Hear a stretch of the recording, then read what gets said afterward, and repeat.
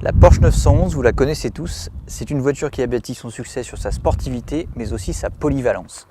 Alors quand AMG tente de le concurrencer avec son nouveau coupé GT de 510 chevaux, on est d'abord tenté de savoir s'il est aussi à l'aise à l'épreuve du quotidien que la 911, sa nouvelle ennemie jurée.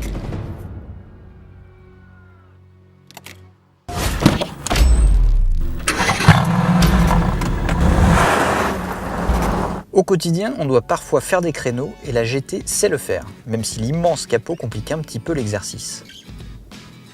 Passer un dodan à vitesse normale, l'AMG sait le faire sans faire frotter ses moustaches. Accueillir des bagages, la GT sait le faire aussi, grâce à son coffre de 285 litres contre 125 litres seulement dans une 911. Pour emmener des amis à l'arrière, en revanche, la GT ne sait pas le faire car contrairement à la 911, la Mercedes est une stricte deux places. Reste l'épreuve des bouchons où la GT se débrouille plutôt bien avec sa boîte à double embrayage. Alors on termine avec l'épreuve des longs trajets où la GT est assez silencieuse même si on entend bien le bruit des pneus à 130 à l'heure. Par contre elle manque un peu de confort, la suspension est assez dure, les sièges aussi. Donc du coup on va vite quitter l'autoroute pour enfin passer aux choses sérieuses.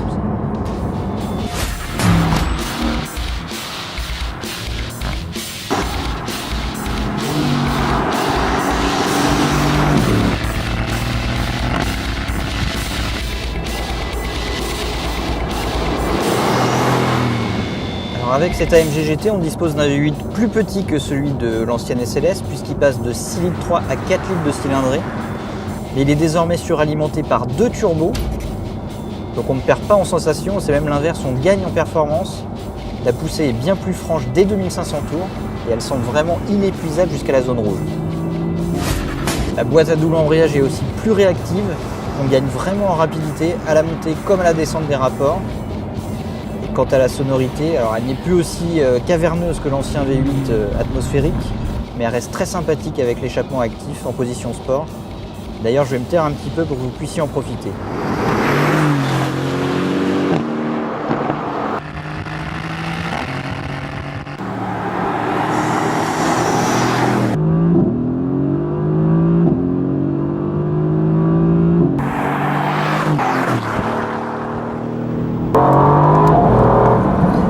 Avec 510 chevaux sur les roues arrière, on pourrait craindre que la AMG GT soit un dragster inconduisible.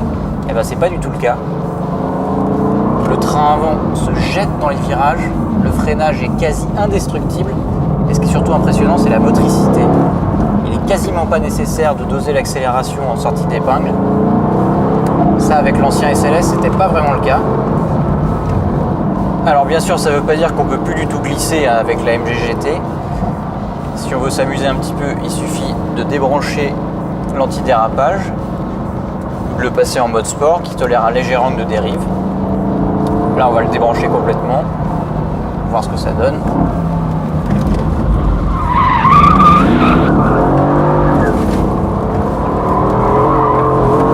Ah, ça glisse toujours, il n'y a pas de problème. Bon, à l'arrivée, si la AMG n'a pas été aussi polyvalente que la Porsche, notamment en termes de confort ou de nombre de places à bord, elle a plus que rempli son contrat en matière de sportivité, et ça nous promet des beaux duels dans le futur, et avec une 911 à l'échelle 1 cette fois-ci, c'est promis.